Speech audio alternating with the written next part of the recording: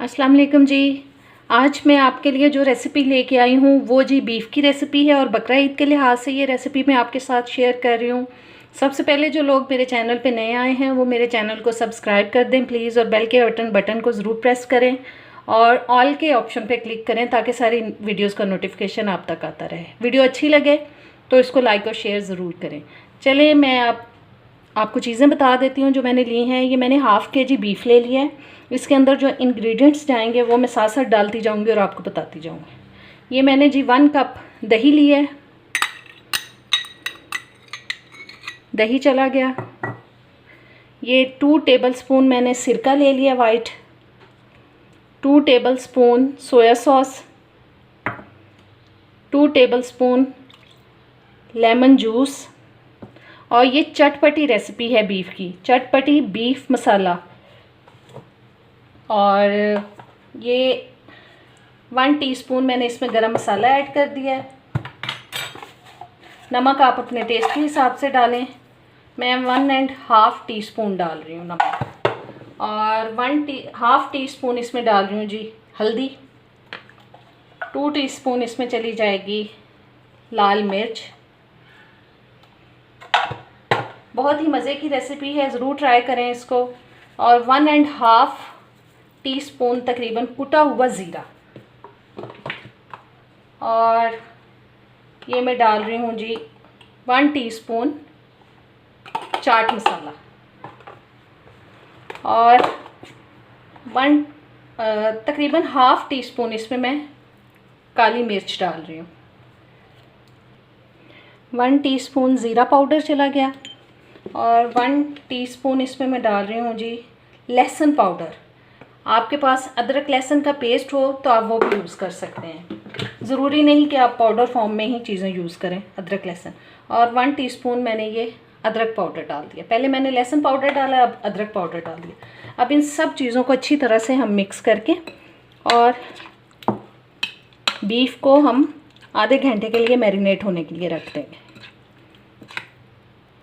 जी मसाले सारे अच्छी तरह से मिक्स हो चुके हैं। अब इसको मैं फ्रिज में रख रही हूँ आधे घंटे के लिए। जी सॉरी, मैंने कुटे हुए सूखे धनिया को कुटा हुआ ज़ीरा बोल दिया है, वो ज़ीरा नहीं था, सूखा धनिया था। जी बीफ हमारा मैरिनेट हो चुका है। अब मैंने एक कढ़ाई लेके उसमें एक लार्ज साइज़ प्याज काट लिया बारीक बारीक, और इसमें मैं अब ऑयल शामिल कर रही हूँ। तकरीबन 1/3 कप, पौना कप मैं ऑयल शामिल कर रही हूँ इसमें। अब इस प्याज को हम ब्राउन करेंगे।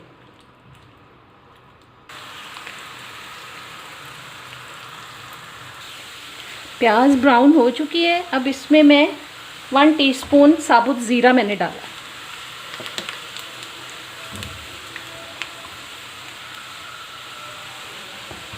और साथ ही इसमें मैं शामिल कर रही हूँ ये मैरिनेट किया हुआ बीफ।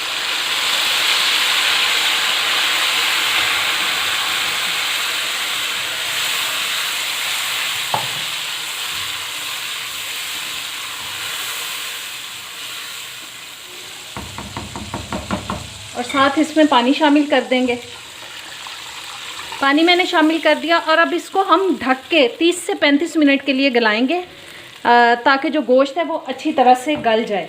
और अगर थोड़ी कसर और हो गई तो फिर हम इसको बाद में थोड़ा इसमें पानी और शामिल करके इसको पकाएंगे।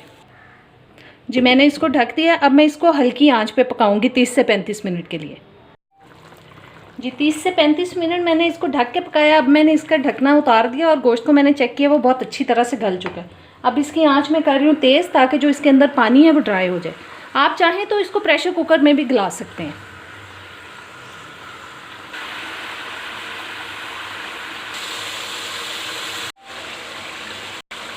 जी पानी बिल्कुल ड्राई हो चुका है।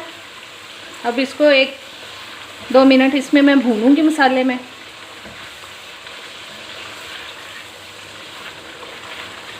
और हमेशा एक बात याद रखें कि जब भी आप गोश्त को गलने के लिए रखें तो इसको 2-3 दफ़ा बीच में ज़रूर चेक करें, क्योंकि हमें तो नहीं पता होता कि किस किस्म के जानवर का गोश्त है, बड़ा जानवर है, छोटा जानवर है। क्योंकि बड़े जानवर का गोश्त थोड़ा टाइम लेता है गलने में, और जो छोटे जानवर का गोश्त होता है वह थोड़ा जल्दी गल जाता है। इसलिए इसको चेक हमेशा ज़रूर करें 2-3 दफ़ा बीच में।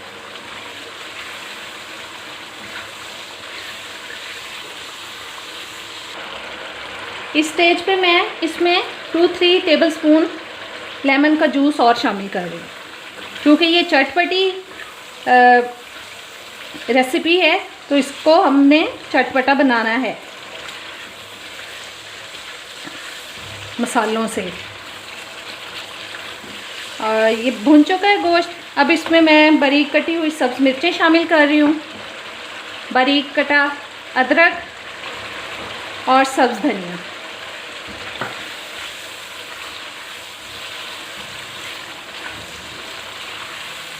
आंच कर देते हैं बंद और इसको अब करते हैं डिश आउट। जी, आज की मज़ेदार चटपटी फ्राई बीफ मसाला बोटी हो चुकी है तैयार। उम्मीद करती हूँ आपको ये रेसिपी अच्छी लगेगी, ज़रूर ट्राई करें और कमेंट्स में बताया करें। अब इजाज़त दें, अल्लाह हाफ़िज़।